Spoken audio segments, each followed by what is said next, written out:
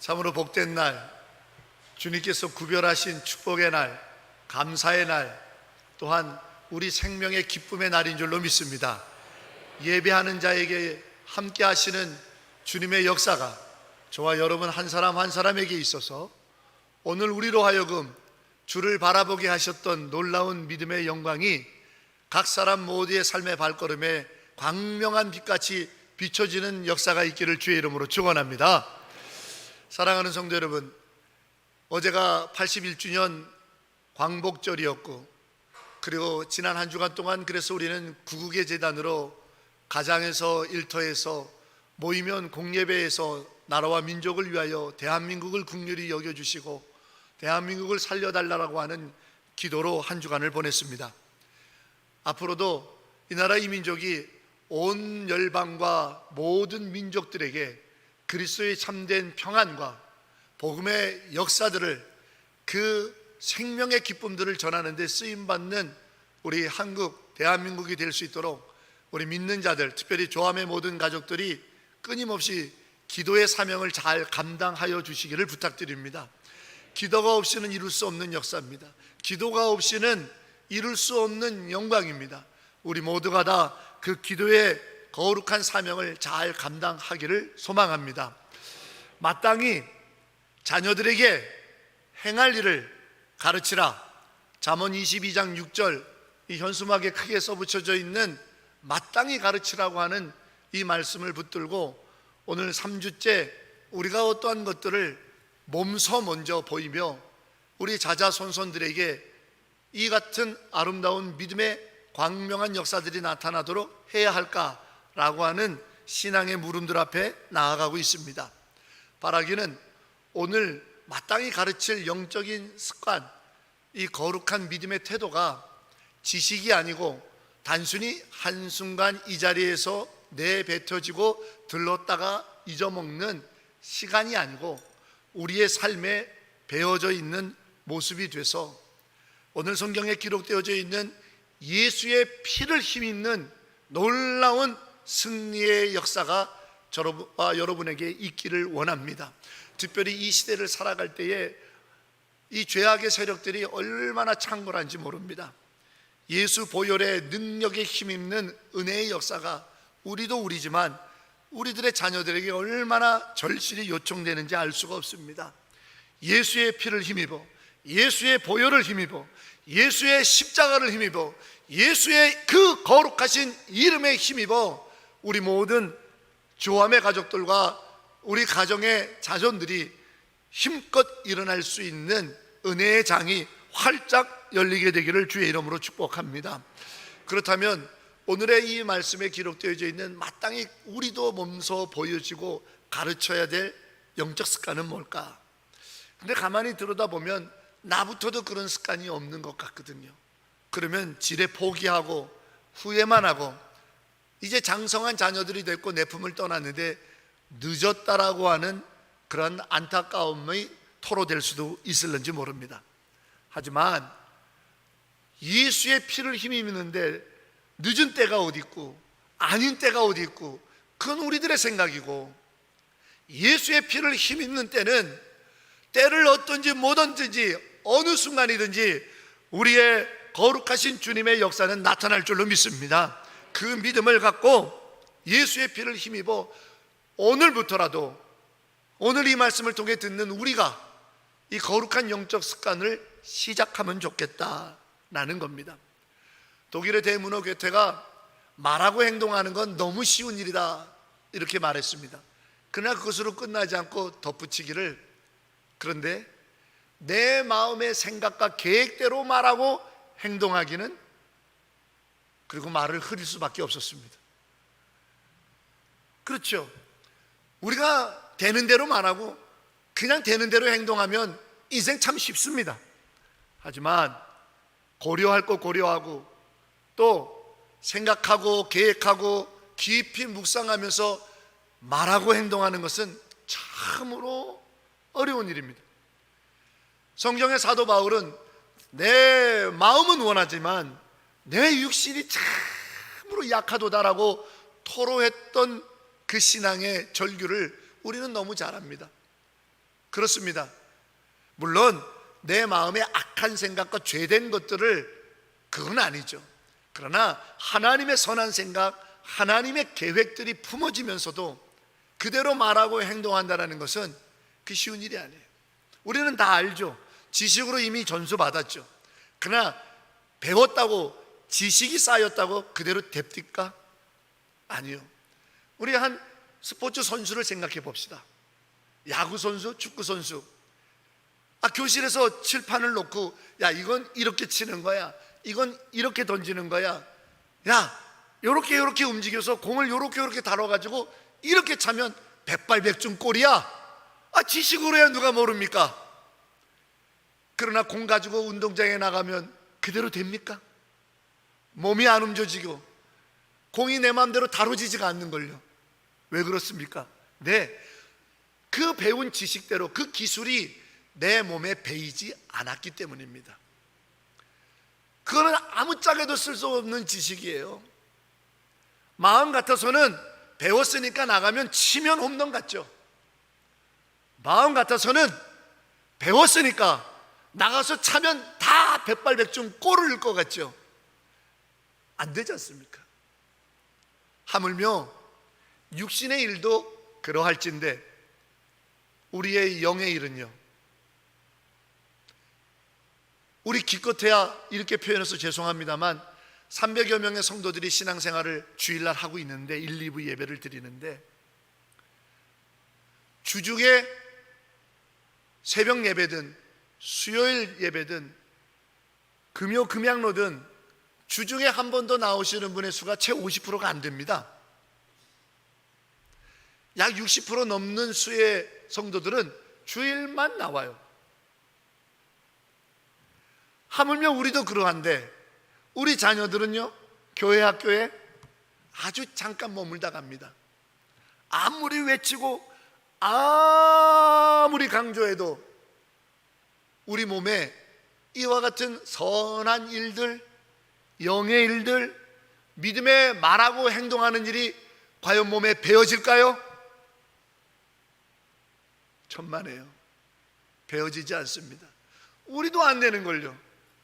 우리도 쉽지 않은걸요.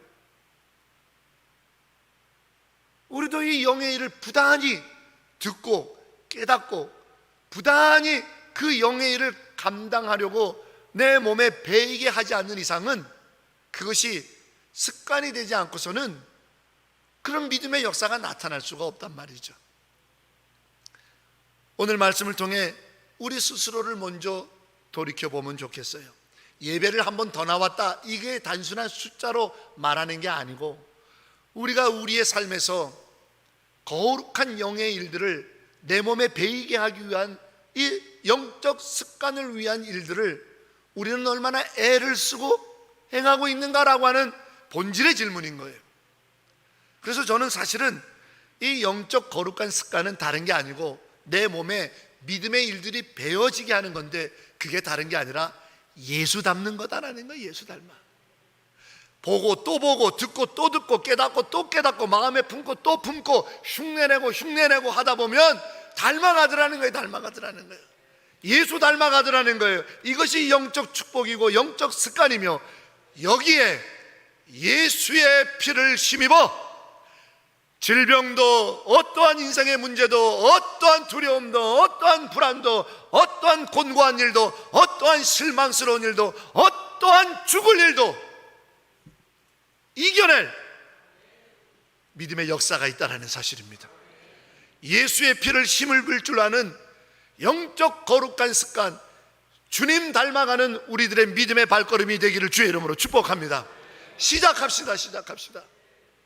그렇다면 오늘 말씀을 통해 어떤 영적 습관을 위하여 우리가 애를 써야 될까? 그 첫 번째가 22절 말씀에 있습니다. 22절 말씀을 우리 다 같이 한번 다시 읽어보면 어떨까 싶습니다. 우리가 마음에 뿌림을 받아 악한 양심으로부터 벗어나고 몸은 맑은 물로 씻음을 받았으니 참 마음과 온전한 믿음으로 하나님께 나아가자. 아멘. 그렇습니다. 첫 번째 우리가 닮아가야 될 영적 거룩한 태도는 하나님께 나아가는 거예요. 그래서 쉽네요. 이제 주중에 한 번씩 더 나오세요. 주중에 한 번씩 더 나왔던 분은 두 번 더 나오세요. 그 얘기가 아니고 우리의 형편에 따라 최선을 다해 하나님께 나아갈 때 어떻게 나가느냐라는 거예요. 오늘 성경은 참 마음과 온전한 믿음으로 나가라 그랬어요. 근데 참 마음과 온전한 믿음이 뭐냐? 그 앞에 서술되어 있기를 마음의 뿌림을 받아 깨끗하게 되고 몸이 맑은 물로 씻어지는 것을 참 마음과 온전한 믿음이라고 매기해요. 그러면 뭘로 씻어지고 우리 마음에 뿌려야 되는 게 뭐냐? 그게 예수 피라는 거예요. 보혈의 은혜라는 거예요. 이 말씀이 도대체 무엇을 의미하냐? 어떤 신앙의 태도를 늘 잃지 않고 힘을 내서 담기 위하여 노력해야 된다는 말인가? 한 번쯤 우리가 더 깊이 상고해 봅니다. 여러분, 참 마음과 온전한 믿음은 예수의 십자가 보혈로만 가능하다고 그랬어요. 그게 오늘 성경의 풀이란 말이죠. 그러면 예수의 십자가 보혈이 싸구려냐? 그 어떤 것과도 비교할 수 없는 것이냐? 라는 질문 앞에 설 수밖에 없어요. 왜? 예수의 보혈로만 우리가 하나님 앞에 나갈 수 있는 참 마음이 되어지고 예수의 보혈을 믿을 때만 우리가 하나님 앞에 나아갈 수 있는 온전한 믿음이 되기 때문에, 그러면 하나님 앞에 나가는 참 마음과 온전한 믿음이라고 하는 것은 어디에 좌우되느냐? 예수의 보혈을 우리가 어떻게 여기느냐의 문제라는 거예요. 좀 더 쉽게 설명해 봅시다. 우리 일상에서 자녀를 양육할 때 이렇게 얘기합니다. 야야야야, 그게 얼마짜린데 함부로 다뤄, 손대! 이렇게 말해요. 그게 얼마짜린데 좀 조심 좀 하지. 또 반면에 이런 얘기도 합니다. 아우 여보, 쟤 좀 말려줘봐. 저러다가 저거 깨겠어. 아니 냅둬. 그 도대체 몇 푼이나 한다고. 그냥 깨지면 또 사줄게. 이런 얘기들을 일상에서 나눠요. 어떤 가치를 두느냐에 따라서, 그것에 대한 가치를 어떻게 여기느냐에 따라서 괜찮아, 조심스럽게 안 해도 돼 라고 말하기도 하고 행하기도 하고, 어떤 가치로 내가 여기느냐에 따라 손도 못 대게 하고 귀하게 여기는 모습을 취하기도 한다 이 말이에요. 하나님 앞에 나아갈 때 참 마음과 온전한 믿음, 말이 좋지 도대체 어떤 거냐? 예수의 보혈을 정말 가장 위대한 가치로 여긴다면 우리가 하나님 앞에 나올 때 어떤 태도, 어떤 마음, 어떤 표정, 어떤 몸가짐으로 나와야 하겠느냐라는 거예요. 그게 참 마음과 온전한 믿음 아니겠어요?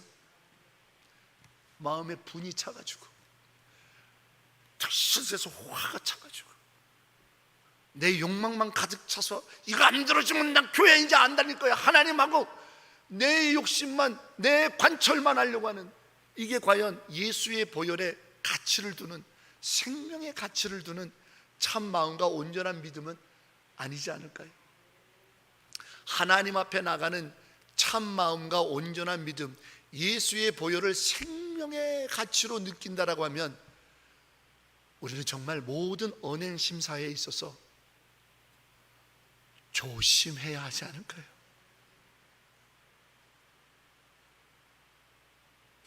하나님 앞이라면서요. 그런데 하나님 앞에 참 마음과 온전한 믿음, 예수 보혈의 가장 위대한 생명의 가치로 나오는 거잖아요.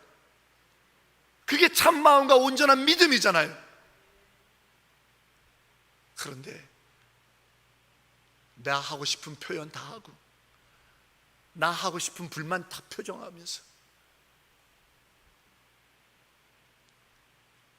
과연 우리는 어떤 영적 습관, 태도로 하나님 앞에 나와 예배합니까?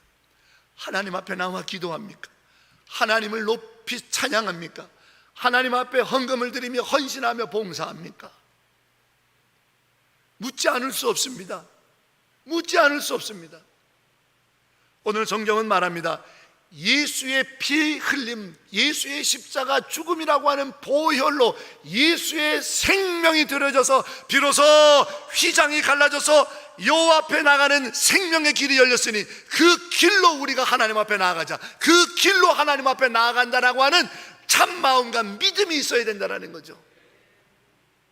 예수 생명으로 내가 주 앞에 나오는 길이 열렸는데, 예수 생명으로 내가 주 앞에 나온 길이 열렸는데, 우리 안타까운 한국의 역사 중에 성수대교 분개 사건을 아실 겁니다. 제가 서울에 살 때 옥수동에서 산 적이 있는데 성수대교 바로 거기에 있죠. 그러면 거기에 가면 성수대교가 붕괴됐을 때 특별히 많은 사람들이 희생됐지만 중고등학교 아이들이 버스 타고 학교 가다가 죽은 애들이 많아요. 그래서 그날 성수대교에 붕괴될 때 목숨을 잃은 사람들을 위한 탑을 세워놨죠. 그런데요, 거기가 쓰레기 천지예요. 차들이 막 불법 주차를 해놓고요. 그런데 그때 학교 다녀오겠습니다 하면서 나갔던 아이들이 성수대교가 붕괴라고 하는 엄청난 생각하지 못하는 일로 생명을 잃은 부모들은요, 억장이 무너져서, 제가 가끔 거기 지나가다가 봤어요. 거기를 눈물로, 지금도 그 세월이 얼마입니까? 펑펑 울면서 거기를 잡초를 제거하고 쓰레기를 치우고, 아저씨 제발 여기 주차 좀 하지 말아주세요. 아저씨 제발 여기 주차 좀 하지 말아주세요. 그 다리를 건널 때마다 그 부모들은 다시는 이런 일이 없게 해주세요. 다시는 이런 일이 없게 해주세요. 다시는 이 다리가 라고 절규를 한단 말이죠. 성수대교가 그 어린 생명들의 희생의 가치로 다시 놓아졌고, 매년 정기적으로 아주 까다롭게 안전진단을 해오고 있다 이 말이에요. 그 생명이 들여진 집의 식구들은 그 다리의 가치를 내 자식의 생명과 맞바꾼 다리로 여긴단 말이에요. 내 자식의 생명과 생때 같은 내 자식의 생명으로 놓아진 다리라고 여긴단 말이에요.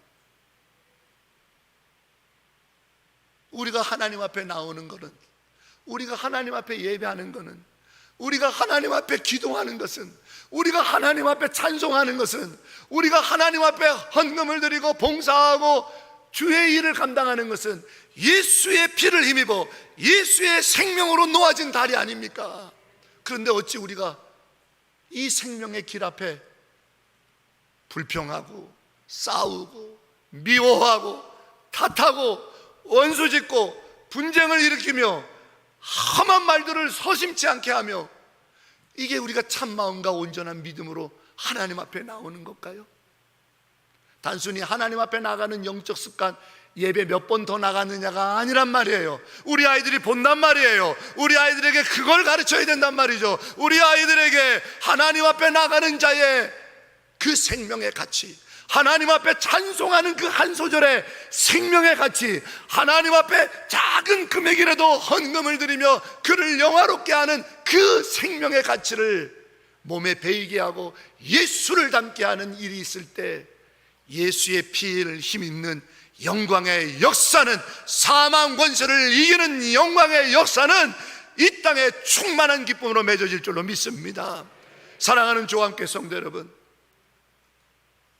예수의 피를 힘입는 참마음과 온전한 믿음으로 조심하시고 모든 언행 심사에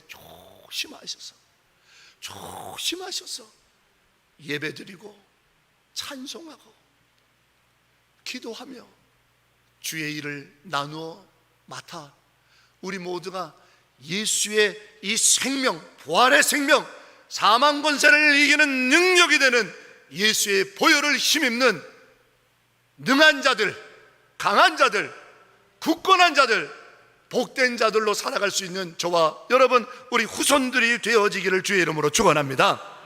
두 번째, 우리의 영적 태도와 꼭 우리가 기억해야 될 예수 닮는 우리의 습관은요, 23절입니다.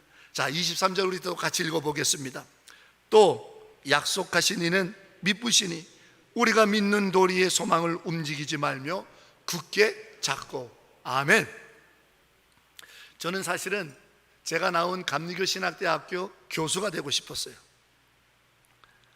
신학교 1학년 때는 뭐가 뭔지 아무것도 모르는 벌거숭이 같이 보냈고, 분해를 갔다 와서 제대한 후에는 신학 서적과 성경의 깊이에 빠져들기 시작하면서 말씀 속에서 또 신학 서적을 통해서 주님을 만나서 회심을 다시 하고, 야, 내가 이 신학교, 저희는 냉천골 선지동산이라고 부르거든요. 거기가 냉천동이라서 냉천골 선지동산에서 교수를 내가 해야겠구나 하는 마음에 영어 공부도 열심히 하고 얼마나 많이 애를 썼는지 몰라요.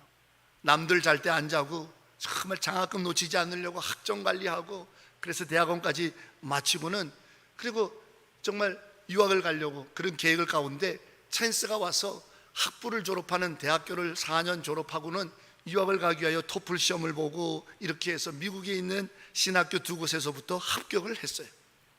그런데 갈 수가 없었어요. 마침 집안의 형편도 어려워졌고 IMF가 겹쳐서 이어지는 바람에 유학은 꿈도 꿀 수가 없어서 합격증은 그냥 찢어버리는, 공중에 날리는 일이 돼버렸고, 절망하고 낙심하고 실망하기 시작했어요. 나 교수 되려고 그러는데, 나는 할 거 다 했는데, 어려운 가운데서도 아르바이트하며 밤낮으로 도서관에서 공부하며 학점도 잘 받아놓고 장학금도 한 번도 놓치지 않고 토플 점수도 잘 나와서 내가 미국의 신학교에 합격도 다 했는데 못 가다니 실망하니까요, 영적 슬럼프가 길어지고, 그러다 보니 첫째, 부모가 원망스럽더라고요. 학비를 못 대주는 부모가 원망스러워요. 두 번째, 하나님 이루려고 날 부르셨습니까? 하나님 이루려고 교수라는 꿈을 갖게 하셨습니다. 하나님 너무합니다 라고 하나님을 거의 부인할 정도로 실망의 늪에 빠져들더라고요. 왜 그럴까요? 왜 그럴까요? 네, 하나님이 주신 소망으로 받아들인 게 아니라 교수라고 하는 봄나는 자리에 내 욕망을 뒀기 때문이죠. 우리도 살아가면서 그렇습니다. 내 마음의 욕망, 세상의 풍조에 의해서 이 정도쯤이야, 또 상대방과 비교해서 이렇게는 해야지 라고 생각하고 거기에 소망을 두면요, 환경이 바뀌고 조건이 달라지고 내가 거기에 미치지 못하는 일이 벌어지게 되면 실망합니다, 좌절합니다, 원망합니다, 불평합니다, 하나님을 부인합니다. 교회도 나가기 싫어요. 아유, 이 꼴로 뭘 나가냐고. 뭔가 내놓을 게 있어야지. 내가 뭐 돈이 있어, 외모가 잘났어, 건강하긴 해, 자식들이 뭐 번듯해, 아유, 내가 뭘 어떻게 하나님 앞에 나가, 내가 뭘 교회 나가, 사람들이 혐오차겠지 라는 생각에 무너집니다. 그런데 오늘 본문 23절은 우리의 소망이 어디에 두었기에 굳게 잡으라고 하는 거예요. 미쁘신 하나님. 성경에 미쁘시다라고 하는 표현은 신실하다라는 거예요. 한 번도 변함이 없고 떠난 적도 없고 외면한 적도 없고 늘 불꽃 같은 눈동자로 지키시고 도우시고 역사하시고 함께하시는 그 신실하심을 두는 거예요. 어떨지라도, 내가 어떠할지라도 우리의 소망이 거기에 두고 있다면, 성도 여러분, 우리 솔직해 봅시다. 우리는 환경과 상황, 세상 사람들이 말하는 정도의 수준에 내 소망을 둡니까? 내 바람의 소망을 둡니까? 아니면 나의 소망은 하나님 그분에게 두는 겁니까? 처참하게 교수라는 꿈이 나의 노력과 상관없이, 나의 실력과 상관없이 끝나버렸어요. 하지만 다시 찾은 소망은 교수가 아니라 복음이었고 하나님의 은혜였기에 어느 교회를 가든 어떤 상황이 되든 때를 얻든지 못 얻든지 제자반을 만들고 성경 공부만을 만들고 어떻게든지 무엇이든지 성경을 가르치고 성경 말씀을 전하려고, 이 생명의 말씀을 전하려고, 나를 울리고 나를 구원하시고 내게 복되게 하신 이 영광의 말씀을 전하려고 목이 터지라 기도하고 목이 터지라 외치고 있습니다. 얼마나 행복한지 얼마나 기쁜지 모릅니다. 이것이 진짜 소망이 아닐까요? 교수가 소망이 아니라 하나님의 말씀을 증언하는 것이 소망이었고, 교수가 소망이 아니라 하나님의 영광의 복음이 소망이죠. 우리도 그렇지 않습니까? 그래서 다윗은 시편 39편 7절에 여호와여, 왕노릇 다 해보고 나니까 내가 뭐가 소망이겠습니까? 나의 소망은 결국 하나님밖에 없습니다. 성도 여러분, 우리는 어떤 소망의 영적 모습을 자손들에게 보여주고 있습니까? 세상 일이 좀 안 됐다고 실망하고, 세상 일이 조금 무너졌다고 자존감 팍 꺾여가지고 한숨만 쉬고 탄식만 하고 아무것도 안 하려 하고 우울하고 무너진 모습, 거기에 어떻게 그 모습을 그대로 우리 자손들이 닮았으면 좋겠습니까? 그 모습 그대로 우리 자손들도 그렇게 살았으면 좋겠습니까? 환경과 처지가 열악하고 잘 안 되고 모든 것이 따라주지 않는 것은 똑같습니다. 하지만 무너지지 않는 분, 변함이 없는 분, 영원하신 분, 여전히 나에 대해서 계획을 가지고 계시는 하나님, 미쁘신 하나님, 신실하신 하나님, 그 영광의 하나님께 소망을 두는 영적 습관이 우리에게서부터 불같이 일어나 자손들에게 닮아간다면 할렐루야, 영광의 역사가 나타날 줄로 믿습니다. 믿음의 역사가 나타날 줄로 믿습니다. 그렇게 인생은 달라지는 것이고, 그렇게 가문은 믿음의 명문 가문으로 서는 것인 줄로 믿습니다. 이 기쁨의 찬송이 우리의 노래가 되기를 소망합니다.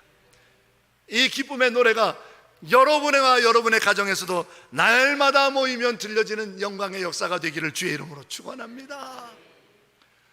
얼마나 행복하겠어요? 얼마나 즐겁겠습니까?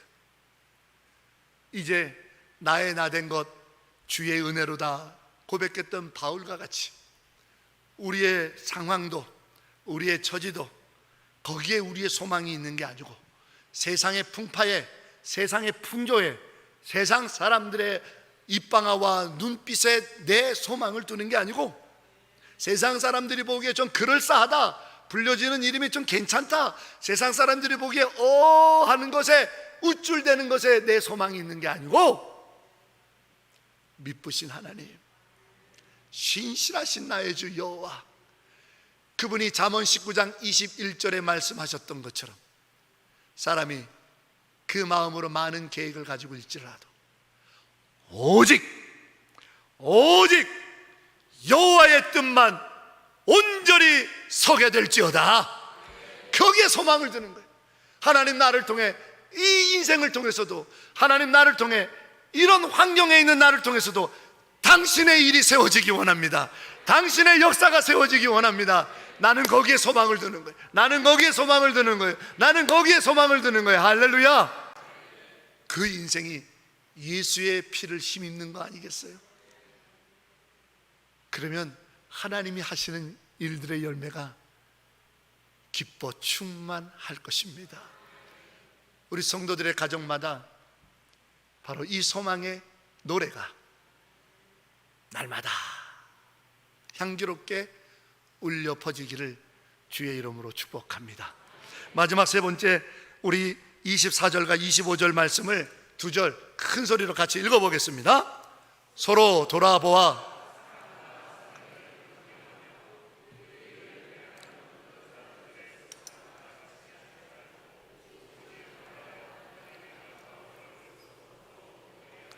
아멘.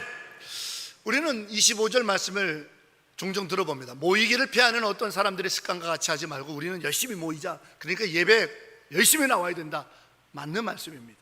하지만 그 앞절을 빼고 읽으면 안 돼요. 무엇하기 위하여 모이기를 피하지 말고 열심히 모이라는 얘기입니까? 무엇을 하기 위하여 열심히 모임을 피하지 말고 나와야 되냐 이 말이에요. 24절에 서로 돌아봐주고 사랑과 선행으로 격려하기 위하여 모이기를 패하지 말라는 거예요. 제발 혼자 왔다 혼자 가는 신앙생활은 이제 그만하십시오.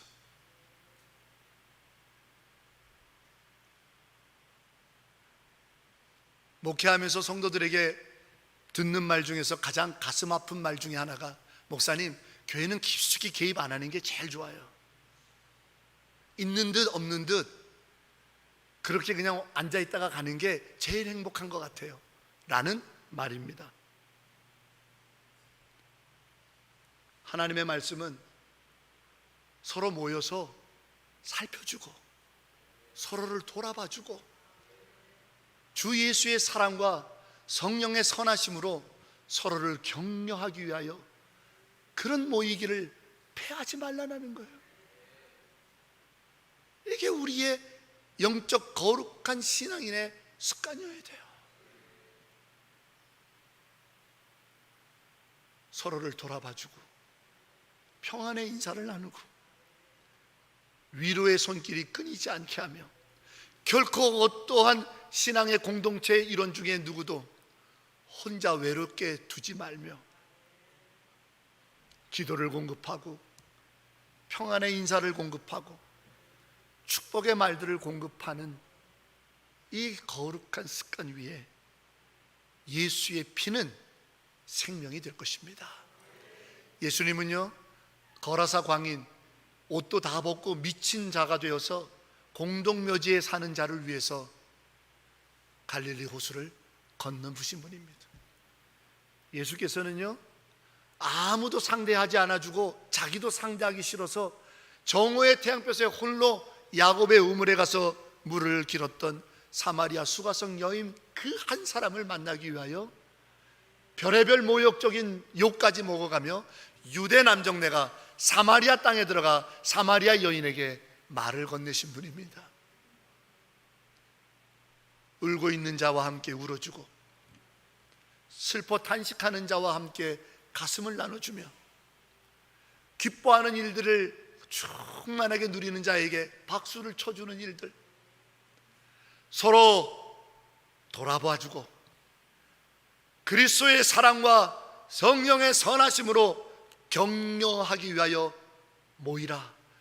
이 거룩한 예배의 목적, 성도의 진정한 코이노니아, 교제의 기쁨이 우리의 영적 태도, 우리의 믿음의 습관이 된다면 우리 아이들은 분명히 자라서 굶고 있는 아이들의 굶주린 배를 긍휼히 여기는 자가 될 것이며, 어려운 일을 당해서 외로이 떨고 있는 자들에게 친구가 되어줄 것이며, 그리스도의 사랑이 필요한 자들에게 다가가서 이 십자가 예수의 보혈을 증언하는 하나님의 복된 아름다운 발길이 될 것입니다.